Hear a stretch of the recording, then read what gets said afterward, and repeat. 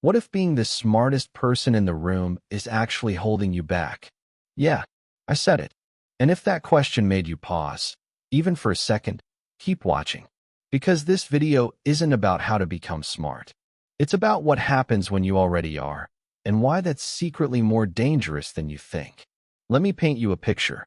You're that student, the one who gets it fast, the one teachers call on when no one else raises their hand, the one your classmates text at 11 p.m. Hey, can you explain this? And you do, because it's easy for you. You've probably coasted through exams you barely studied for. You've half paid attention in class and still scored higher than people who spent the whole week trying. And somewhere along the way, you started to believe that's just how it works, that you're just built different.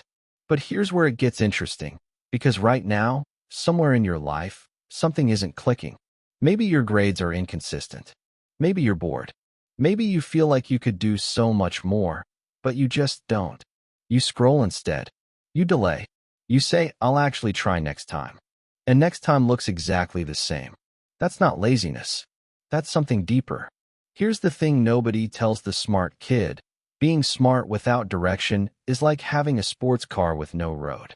It just idles. Loud, powerful, going nowhere. Most students struggle because the work is hard. But you? You struggle because the work is too easy. And when things are easy, your brain never learns how to push. It never builds the muscle of effort.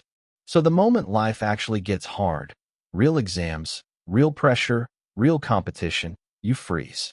Not because you're not smart, because you never had to try. And this is the part nobody tells you. There's actually a term for this. Psychologists call it the gifted kid burnout pattern. You were praised your whole life for being smart, not for working hard. So your brain started to link your identity to natural ability. And the second something requires effort, it feels like a threat.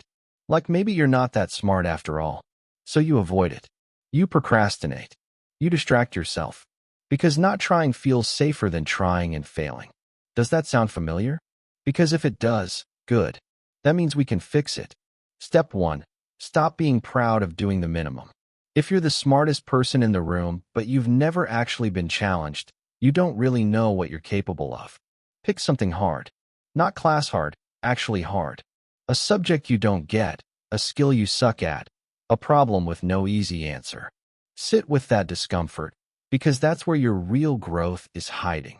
Step 2. Replace your identity from smart to someone who works. Right now, your whole personality might be wrapped up in being the smart one, and that sounds great until it isn't.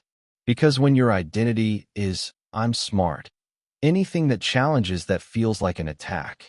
What if instead you started thinking of yourself as someone who shows up? Someone who does the work even when it's not easy? Because almost every person who ends up actually successful isn't the smartest one from school. They're the most consistent one. Think about that. Step 3.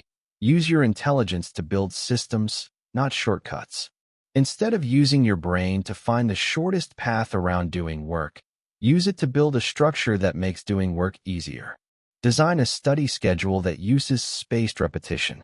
Write things down in a way that removes all decision-making from your future self. Smart people waste so much energy being clever about avoiding things. Imagine redirecting that into actually building something. Step 4. Find people who are smarter than you and stay near them. Right now, you might be the smartest person in your circle, and that feels good, but it's slowly making you smaller. You need people around you who make you feel slightly inadequate. Not in a toxic way, in a motivating way. People whose knowledge intimidates you. People whose discipline makes you question yours. Because when you're around people like that, something in you wakes up. You stop coasting and start competing with yourself. Go find your next level people. Step 5. Teach what you know, seriously. If you can explain a concept clearly to someone else, you understand it at a completely different level.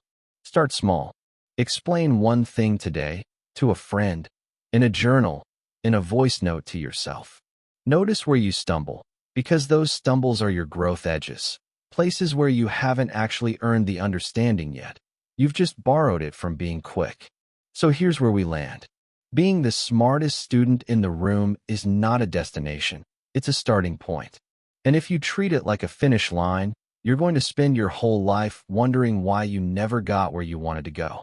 The students who look back at 25 and feel proud aren't the ones who were naturally gifted. They're the ones who took that gift and actually did something with it. Who chose hard things. Who built habits. Who stayed around people who pushed them. Who learned that effort isn't a sign of weakness. It's a sign of someone who actually gives a damn about their future. You've got the ability. Now it's time to match it with the work. Not tomorrow. Not after the next exam. Tonight. Pick one thing from this video, just one, and do it before you go to sleep. Start small, but start today. And if this hit different, share it with someone who needs to hear it. They'll thank you later.